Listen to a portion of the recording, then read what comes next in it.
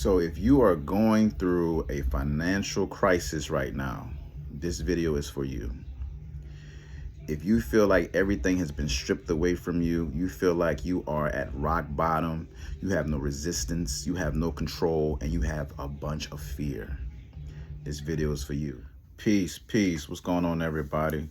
Joshua Tree back with another video. I just want to say right quick before I start this video, thank you to everybody who has subscribed to this channel and who have interacted with me through the comments and have shared their thoughts, their perspectives, things that have coming up for you as I'm sharing a lot of these things that I'm sharing, these different stuff that I love to talk about.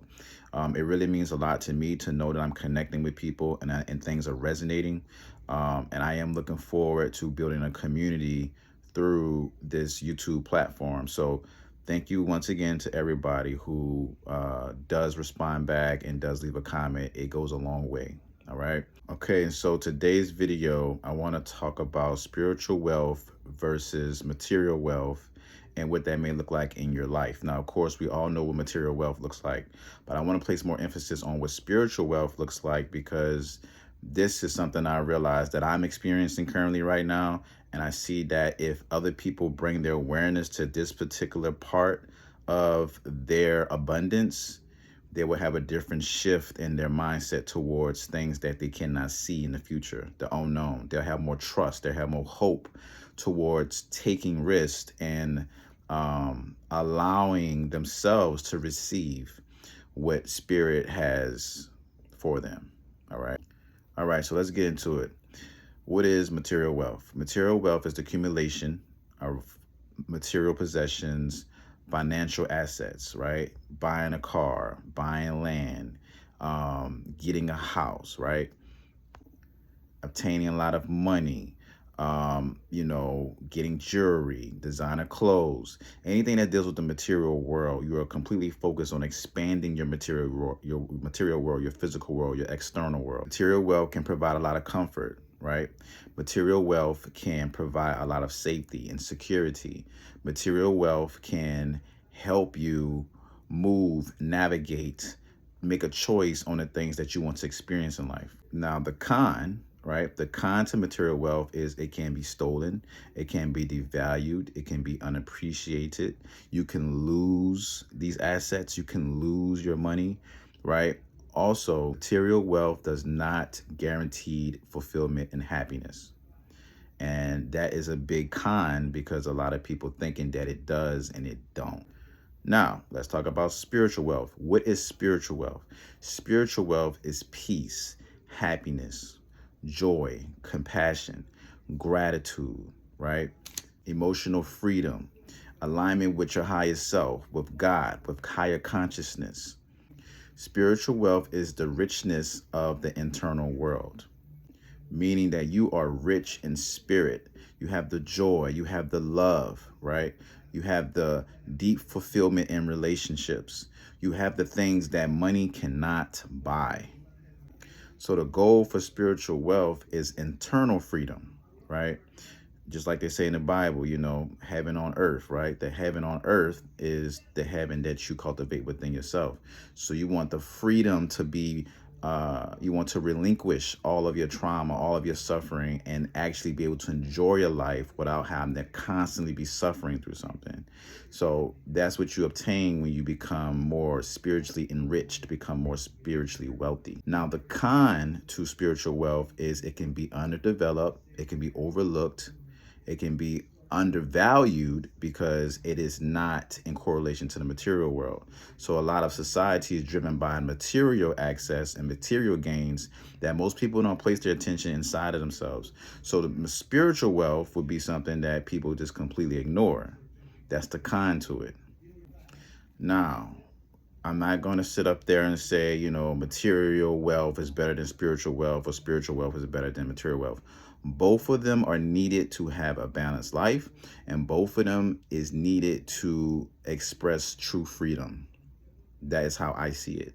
And so I would like to place more emphasis on spiritual wealth because this is something that is not talked about enough and, like I said, understood. So with spiritual wealth, what does that look like, right? What does spiritual wealth look like in your reality? Give you an example. It's a personal example with me. I was unemployed for 2 years, and I basically pulled out my 401k, and I was paying all my bills through my 401k. But of course, just like anything in the material world, everything is limited. So I started running out of money. And so being I started running out of money, I need to find a way to pay my bills. And at this time, I wasn't working. So all of a sudden, out of nowhere, I received, I think it was like $600 to $700 through my PayPal account. And the person who sent me the money, I do not know who this person was. They sent me this money, and so I'm like, okay, well, they're going to probably flag it. They're going to realize they sent it to the wrong person. They never returned them. They never got the money, never flagged it, and I wound up having $700 in my pocket, and it came from nowhere. Okay. Another example is when you might have a friend or family member and they're going through a lot of struggle, and they'll call you like, yo, I was late on paying my rent and I didn't know I was gonna get the money from, and someone booked one of my courses for $1,500 out of nowhere, and now I got money to last me for the month. Right. Another example would be, you are, at a grocery store and you realize that, you swipe your card and it says insufficient funds, and you got all these groceries that you need for your family. And then someone's behind you and they say, hey, I'll pay for that. How much is it? Don't worry, I'll get it for you. And they pay for your food so you can go home. That is what spiritual wealth looks like. Spiritual wealth is you becoming in alignment with receiving versus forcing. Spiritual wealth is the power of unexpected blessings. Now, when we talk about limitations, when you're spiritually wealthy, when your spirit is rich, you don't have to worry about your bills. You don't have to worry about how I'm going to eat. You don't have to worry about your survival needs, because you have surrendered to something greater than just the understanding through logical rationality that you're going to be provided for. The only catch to it is you have to have a deep, deep layer of detachment and surrender. You have to give up, literally, trying to understand and figure out everything in your reality. That's actually a form of limitation. Because when you think about it, when you're constantly trying to worry how you're going to pay your next bill, all you're doing is creating more worry. That's not being spiritually rich, because you're in alignment with something greater than yourself. You're in alignment with your spirit. So you know everything is working out how it's supposed to be in its perfect form. And so being spiritually rich or spiritually wealthy, and I know a lot of people like this, right? This is an area where a lot of people are not broke. Okay.